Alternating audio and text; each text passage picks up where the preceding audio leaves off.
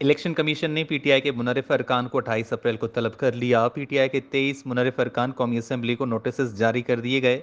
Election commission का कहना है कि स्पीकर कौमी असम्बली की तरफ से किसी रुकन के इस्तीफे का नोटिफिकेशन नहीं मिला। इस्तीफों का केस मौसूल होते ही कानून के मुताबिक कार्रवाई होगी। एलामिया के मुताबिक chief election commissioner Sikandar Sultan Raja की जेर सदारत इलेक्शन कमीशन का इजलास हुआ। मेंबरान सूबाई असम्बली को 6 मई के लिए नोटिस जारी कर दिए गए हैं। इलेक्शन कमीशन का कहना है कि अरकान असम्बली के खिलाफ आर्टिकल 63 ए का डिक्लेरेशन स्पीकर कौमी और सूबाई असम्बली ने भेज दिया है। ऐसे मेंबरान कौमी असम्बली को 28 अप्रैल के लिए नोटिस जारी कर दिए हैं। इलेक्शन कमीशन ने तहरीक इंसाफ को भी नोटिस जारी कर दिए हैं। एलामिया के मुताबिक इजलास में चेयरमैन तहरीक इंसाफ इमरान खान के इलेक्शन कमीशन को लिखे गए खत पर गौर किया गया।